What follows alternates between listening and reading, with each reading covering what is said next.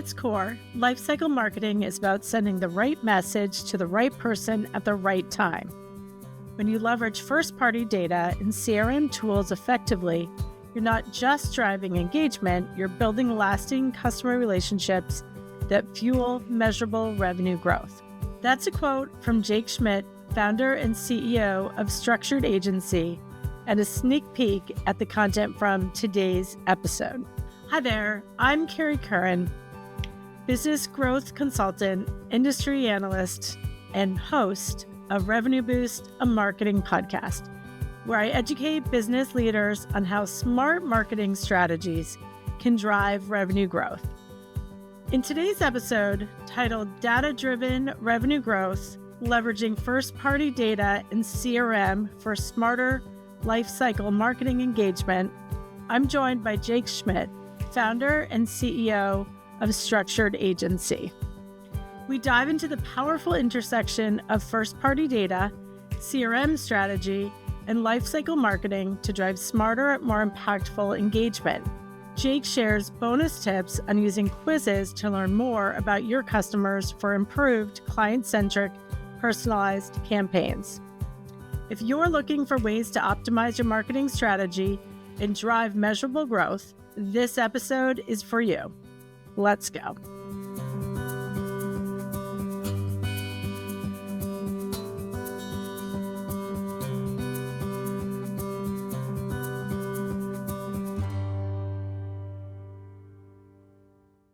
So welcome, Jake. Please introduce yourself and share a bit about your background and expertise. Amazing. Yeah. Thank you so much for having me, Carrie. I'm really excited to be here and share some of my ideas and strategies that have been working super well for our clients. So a little bit about me. I run an agency called Structured Agency. We've been in business now for around 8 years, and we serve brands doing anywhere between $5 million to a few $100 million a year revenue. We are performance marketers, so every sort of piece of success has to be tied to data and performance. So we're data fanatics, and we really like to go deep there and drive revenue for our clients. The three core offerings that we offer are conversion rate optimization, paid media, and lifecycle marketing. And we've really made a great name for ourselves in lifecycle marketing. Not to say the other ones we haven't, but we have a lot of clients on lifecycle, and it's one of the biggest areas going into 2025 that I see brands not doing super well, or they could be doing better to continue to drive revenue, because as we continue to progress, ads get more and more expensive. And if you're not capitalizing on all your first-party data and your email database, it makes it really hard to stay competitive. Yeah, definitely. And right, so many times brands forget, we all forget that it's harder to or more expensive to find a new client than it is to build loyalty and maintain that growing relationship with an existing client. And so I think you're spot on, where we spend so much time and effort on paid media for acquisition that it just doesn't always get as prioritized to drive that retention and life cycle marketing. So when your prospects and clients call you, what are some of the challenges that they come to you with? So it's a great question. Before we go into that, so I want to make a point about what you had just said is the amount of times that I see brands so focused on trying to get a 1.5x ROAS or 2x ROAS on Facebook or Google or one of those different channels to acquiring new traffic. They never think about their email. If you look at it, there's a 45-to-1 return for what you're spending on email marketing. 45x ROAS. If you had some channel that you saw on Facebook or TikTok, whatever it be, and you saw a 45x return, you wouldn't believe it, but it's actually true. So just to reiterate your point, so many people do not focus enough on continuing to expand that lifetime value of their customer through lifecycle marketing. A few of the big areas that people come to us, and a few challenges that we see working with clients that we come in and hopefully solve for them. One, they're seeing declining revenue in their email channels, and they realize how profitable it was, and then they just kind of put it on autopilot, and they're like, hey, why is it not as profitable anymore? Why am I not seeing this great return that I used to see? It's because as they did that, everyone else in the industry has got more and more sophisticated with how they're doing email marketing. if you think about it, if you're a consumer, how do you want to be talked to? You don't want to just be blasted with some random email. You want it to be personalized and relevant to what you are going through at this current time. So what we see a lot of brands doing is they have a list of a few million people and they're just sending to everyone. And then if they don't get the revenue, they're resending to that same list, maybe even the same email. And it's doing two things. It's messing up their deliverability. So all the different inboxes are flagging them as spammers, which if they're doing that, they kind of are spammers. And then it makes it so that it's not as an effective channel. So what we do a lot of times is we'll go in, we'll look at their deliverability, diagnose what was the core issue. Is it because you're batch and blasting, or is it because you haven't set up the proper technical components that need to be set up to be sending to all these different inboxes to make sure you're complying with the new regulations? And we'll go in and we'll actually fix that. And it is fixable. So a lot of people think that they got blacklisted or something by Gmail or AOL or whatever the provider is, but no, it actually is fixable. It takes time to fix, but you can fix it. And we do that through segmentation. So understanding your audience. Who are the customers that are really interested in what product that you're selling? And you can base that off of different metrics around engagement, around click, around revenue, all these different things. And then we slowly start sending to just those people so that we can rank ourselves higher and higher in the eyes of the inboxes. And then eventually we can start to broaden it out. But at the core of email marketing, what are we trying to do? Email and SMS, lifecycle marketing, is we're trying to send the right message to the right person at the right time. And if we can do that, we know that we're going to get engagement. We're not going to have issues with deliverability. They're going to want to buy the product. And it's just a repeatable way of doing it. We do that through a lot of different automations.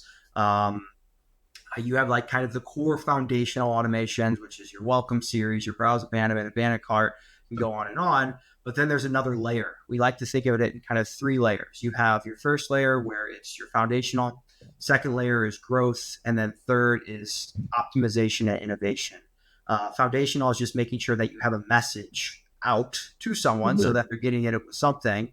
That growth is when you're getting more and more segmented. So maybe you're going to send a email for a specific cohort that bought a dress, a woman's dress versus a men's pair of pants.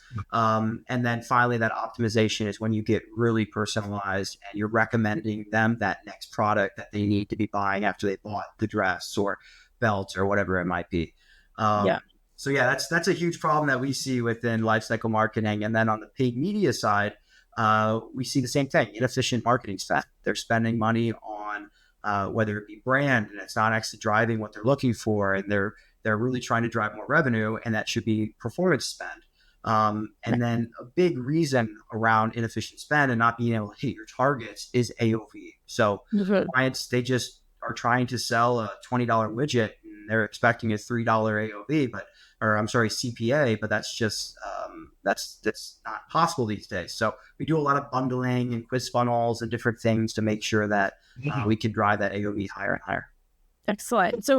So many of your strategies and activations require a really strong CRM that in tracking that audience or that customer data. We've just actually had a few episodes on the importance of setting up a strong CRM to tracking all of that consumer preference, behavior, previous purchases. You don't need to go into the detail in developing a good CRM, but just talk a bit about just reiterating the importance of having that connection. Yeah, it's so important. A lot of times I see brands, they get sold the CRM, and then they have one or two people on their marketing team, and they can't utilize anything that they were sold.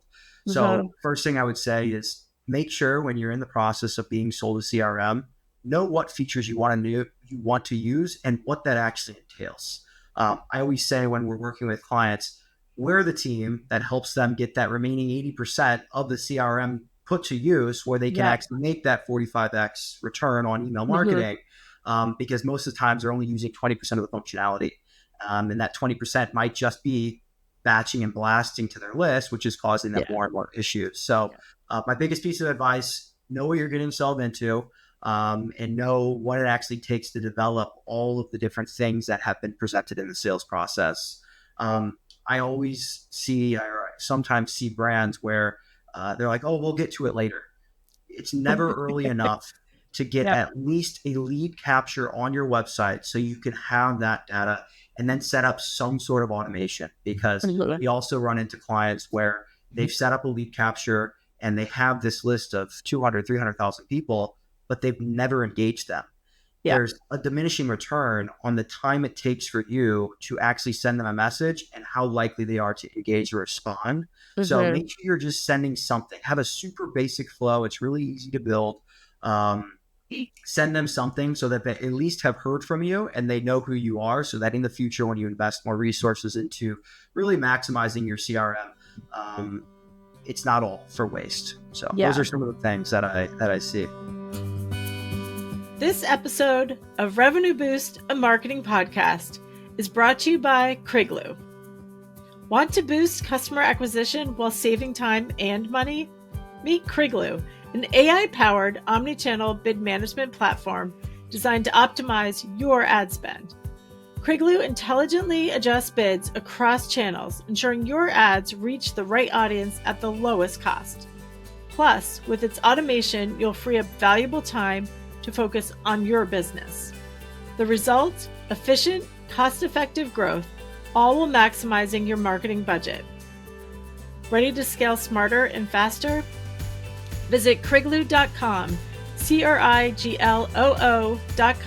and start saving today. Yeah, definitely. And I agree with you. Even I work with a lot of startups and scale-ups, and they don't always, they're like, well, we're too small for a CRM. And you're like, no, I'm always like, no. Like, I don't care if it's 5 leads a month. Like we need them in there. And so I agree. I think it's, it's so important. And so you have the data in the CRM, ideally it's set up properly. And as you mentioned, there's so many ways to use email to better connect with audiences, to build those relationships. Not just current customers, but it's lapsed customers, or people who've never purchased. But talk a bit how you're using that personalization really down to get to, especially with all the new spam filters that are the email, Gmail and Yahoo have kind of created these days. How are you able to help your clients with that performance? Yeah. So I'll say it kind of comes down to 2 core pieces. One, making sure that you have the CRM set up in a way that you're able to track what are the different engagements that these people are doing, these clients are doing potentially for you. So looking at things like, what products have they viewed on the website? How long ago have they viewed it on the website? What was the last product that they purchased? Being able to figure out what are the leading indicators that I can then understand to then send them a message that could be personalized. So perfect example is someone has bought a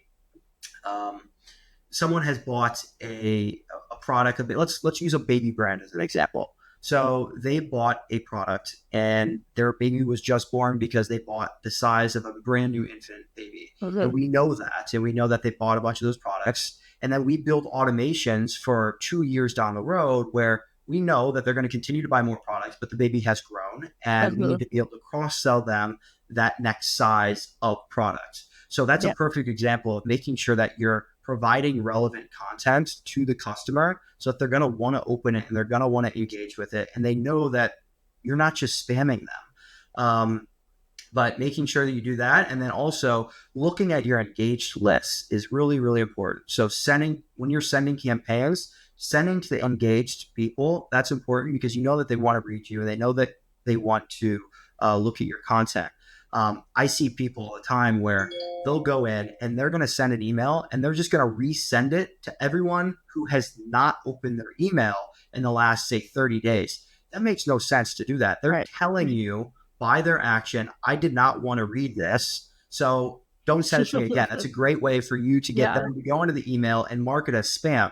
But you can absolutely do a resend if you're sending to people that have opened the email, they've looked at it, maybe they clicked, but they didn't purchase. As, hey, this is just a friendly reminder that I saw you looking at this product. The sale's ending in 2 days. Make sure you actually can take advantage of it. So those are good examples of using engagement and being hyper-personalized with your customers to drive more revenue at the end of the day and keep your list healthy. Excellent. And so I know email is such an important part of that, building that personal relationship and engagement. Um, let's talk about your approach with quiz funnels to get to that higher intent, and getting to know more about your customers. I think this is such a cool and unique strategy. Yeah, no, I'm so happy you brought this up. So, when you're a lifecycle marketer, you're always trying to figure out, how do I get more data points? And you are limited. You're limited by, what are they doing on the website? What have they purchased? And you don't really know where they live or how old they are, or what hobbies they're interested in. So when we're going through this process, we're always figuring out, how do I get more first-party data to be more personalized in sending message? Because the more personalized I am, the more open rates, the more revenue I'm going to generate, the more click rates I'm going to generate. So we use quiz funnels where we're going in and we're making it feel like a personalized experience for them. And I can give an example. I can't say the name of the brand, but it's a large supplement brand that we work with, where we would go in and we would highlight a potential ailment that they might be experiencing. So in this case, they are having issues with weight loss. So we go in and we take them through this funnel. It's like, hey, are you experiencing these issues? Blah, blah, blah. They're like, yes, absolutely. We created this customized funnel for you to go in and you can answer these questions. And we're going to provide a custom recommendation on the products that you should have. Once again, being very personalized, it can feel one-on-one for the customer. They go through, they fill it out, asking them things around, how old are you? What's your lifestyle like? Are you active? Are you sedentary? All these different things, height, weight, all that kind of stuff. And then eventually, when it gets to the end of it, we're able to recommend a certain product that would solve for the things that they had shared. And that does two things. One, it provides more friction for the customer. You're going to have a higher conversion rate, but you're going to have less people going through the funnel. But those people that are going through the funnel are significantly more valuable. And that's a great signal for us to know who are the people that are actually, who actually care that we should spend our time marketing more and more to. So it's great for all that first party data. And then we have all those answers that we can enrich their profile with. So in the future, we could try to resell different things or upsell, and continue to communicate that way. But then for the consumer, it feels like a one-to-one experience where they have been personal. They've been, they went to a supplement store and they worked with a sales rep and they gave them this very specific diagnosis. This is your issue, and this is a recommendation for products. And then we've seen significantly higher conversion rates from doing that type of funnel with paid traffic, with email, all the different channels, than we would if we were just to recommend them some sort of product on a product page. Excellent. And so just by getting that more kind of customized data and learning more about the audience, it sounds like you're able to, even going back to the email strategies, really connect and build that relationship over time. Yep. 100%. I believe that with AI and all the different things that are happening, you're not going to be able to do, call it fast and blotch email anymore. Like, you're just not going to be able to. The inboxes are going to get too savvy, too smart. And if you do not have the customer focused stance or viewpoint on how you're doing your email marketing, you're going to be impossible. I think within the next 5 to 10 years, it truly will be a one-to-one experience with your customer. And the best thing that you can start doing now to make sure that you are ready for these changes and all these tools that are going to be rolled out is collecting more and more information from your customers so that you have that data to then feed it into AI, or have your agency or have whoever on your team can send those one-to-one messages with your customers. Yeah, definitely. I think, to your point, there's so much clutter out there. There's so much spam and unpersonalized email. I know I don't even open the majority of it. But to your point is that when you really show the prospect or the returning customer that you have what they need, there's a lot of opportunity there. Completely. So share, just for the audience, can you share some of the tools and technology partners that you work with to kind of get to some of this, whether it's, I know there's some tricks to getting past the spam filters, and but also just in general, what are some of the recommendations or partners you recommend? Yeah, great question. So we are ESP agnostic. We work with pretty much any of the ESPs. Ones that we work with very deeply are, We work with Klaviyo, we work with ListTrack, Braze, Attentive, Customer.io, Iterable. We work with all those different ESPs. So each has their own reason to want to work with them. On the CRO front, we work with landing page builders called Replo. We create custom quizzes through a variety of different builders that if you're interested in something like that, you could reach out. We could suggest what might be best. And then we're using the traditional Meta, Google, TikTok, all those different ad channels to drive more and more traffic, and as well as Shopify. That's a huge one as well. Excellent. Great. So Jake, what is your kind of top recommendation for someone who's listening today and is not quite leveraging email or quizzes as they could be? Yeah. So I would say, one, start collecting data. Make sure you have that data because that's going to be super important. Do not blast. Sorry. That is a sure way to get into the spam filter. Yeah. Those are the two main things. And then if you don't have the team to be able to work on this and really give it the attention, I guarantee that it does pay the returns. Like, it will pay a significant return for you if you invest into it. And you have two options. You have an option of hiring out your own team to do it, hiring out your own strategist, or working with an agency partner to help set the strategy, do the execution, and everything that entails of having a successful channel. So do not overlook your email and SMS. And then same thing with the quiz file. Give it a try. Just give it a try. Yeah. For pretty much any product that you can think of, you can create a quiz. And it doesn't have to be super long. It can just even be asking them a couple questions with their name, what's their age, what products are they most interested in. And that data is going to pay dividends significantly down the road. So get started, I would say, is the biggest thing, and just start testing. As marketers, all we do is we test, we look at the data, and then we continue to iterate and test more and more. Excellent. And Jake, how do people find you? So I'm pretty active on LinkedIn, Jake Schmidt on LinkedIn. And then if my agency's website is structured.agency. No .com, just structured.agency. Awesome. Excellent. We'll be sure to have that in the call notes as well. So Jake, thank you so much for joining us today. Really appreciate your expertise in some very cool activation strategies that we can all I'm already thinking about how I can adopt these with my own strategies and my clients. So thank you very much. We really appreciate your expertise today. Thank you so much for having me. I enjoyed chatting. I hope you found this episode of Revenue Boost, a marketing podcast, as valuable as I did.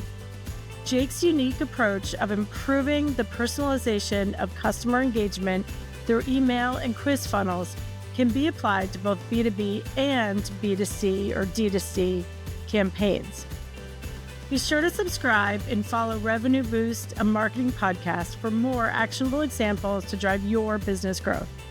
And connect with me, Carrie Curran, at revenuebasedmarketing.com for previous episodes and to learn how I can help boost your 2025 revenue.